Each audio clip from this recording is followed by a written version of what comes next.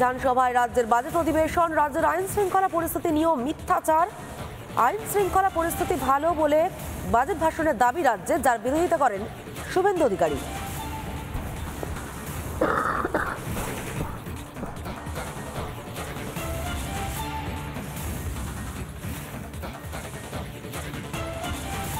রয়েছেন আমাদের প্রতিনিধি বিট্টু, চলে যাব সরাসরি বিট্টুর কাছে। বিট্টু, কি বক্তব্য শুভেন্দু অধিকারীর?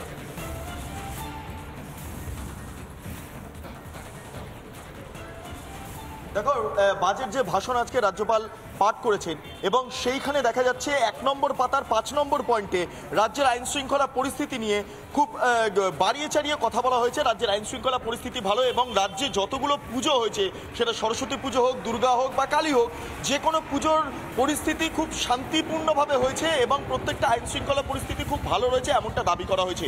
যা নিয়ে হাউসের অভ্যন্তরে যখন রাজ্যপাল ভাষণ দিচ্ছিলেন, সেই সময় কার্যত বিরোধিতা করেন বিরোধী দলনেতা। তিনি মমতা বন্দ্যোপাধ্যায় একদম তার ঠিক মুখোমুখি তখন বসে রয়েছেন। সেই মুহূর্তে তিনি দাঁড়িয়ে ভাষণ, যেই বইটা রয়েছে সেটা সামনে নিয়ে তিনি রাজ্যপালকে কার্যত বলেন যে এটা সম্পূর্ণভাবে মিথ্যে বলা হচ্ছে, সম্পূর্ণভাবে মিথ্যে কথা রটানো হচ্ছে।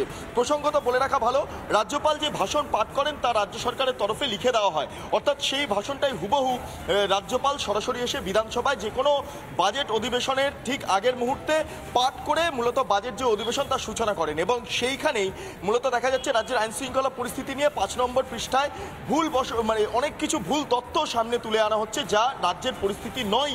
রাজ্যের যে আইন শৃঙ্খলা পরিস্থিতি তা নিয়ে বিভিন্ন সময় উদ্বেগ পোষণ করেছেন শুভেন্দু অধিকারী, কিন্তু আজকে যখন বাজেট যে ভাষণটা সেটা যখন পাঠ করছেন রাজ্যপাল, 5 নম্বর পয়েন্টে রাজ্যের আইন শৃঙ্খলা পরিস্থিতি খুব ভালো জায়গায় আছে। মূলত সেই বিষয়টাও যেমন উল্লেখ করা হয়েছে, পুজোর যে সমস্ত বিষয়গুলো অর্থাৎ দুর্গা পুজো, কালী পুজো, সরস্বতী পুজো, সমস্ত পুজোই খুব সুষ্ঠুভাবে সম্পন্ন হয়েছে, সেই বিষয়টাও দাবি করা হয়েছে। এর পাশাপাশি রাজ্যে মহিলাদের ওপর আক্রমণ নিয়ে বা মহিলাদের ওপর নির্যাতন নিয়ে কোনো রকম নির্দিষ্ট তথ্য এই ভাষণে ছিল না, যা নিয়ে অগ্নিমিত্রা পল তিনি স্বয়ং একদম নিজের যে আসন সেখান থেকে দাঁড়িয়ে কার্যত গোটা বিষয়টার সমালোচনা করেন, বিরোধিতা করেন, ঠিক যেই সময় রাজ্যপাল তার ভাষণ দিচ্ছিলেন। অর্থাৎ দুটো ঘটনা পরপর ঘটলো। খুব গুরুত্বপূর্ণভাবে তোমায় জানিয়ে রাখি, আজকে যেই অধিবেশন, সেই অধিবেশনে যখন এই ধরনের পরিস্থিতি দানা বাজছে, তখন সেই সময় উপস্থিত ছিলেন রাজ্যের স্বরাষ্ট্রমন্ত্রী, পুলিশ মন্ত্রী মমতা বন্দ্যোপাধ্যায়। অর্থাৎ বলা যেতে পারে রাজ্যপালের যেই ভাষণ, তার যেই বিরোধিতা, সেই বিরোধিতা যেমন বিরোধীদের তরফে করা হয়েছে, ঠিক একইভাবে মুখ্যমন্ত্রীর সামনেও এই বিরোধিতা কিন্তু অত্যন্ত তাৎপর্যপূর্ণ ঘটনা। সমাদৃতা, নিশ্চিতভাবেই তাই। ধন্যবাদ বিট্টু। আমরা আরও একবার জানিয়ে রাখতে চাইব, শুভেন্দু অধিকারী তিনি প্রশ্ন তোলেন বিধানসভার অভ্যন্তরে রাজ্য জুড়ে ধর্ষণ, খুন হচ্ছে, সেই সমস্ত বিষয় কোথায় উল্লেখ রয়েছে। অগ্নিমিত্রা পলও প্রশ্ন তোলেন, রাজ্যের যে দাবি তার বিরোধিতা করে বিজেপি।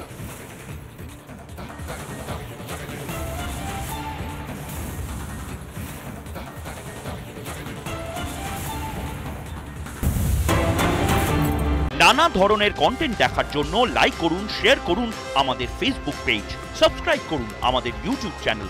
পাশাপাশি অন্যান্য ব্রেকিং নিউজের জন্য অবশ্যই চোখ রাখুন রিপাবলিক বাংলায়।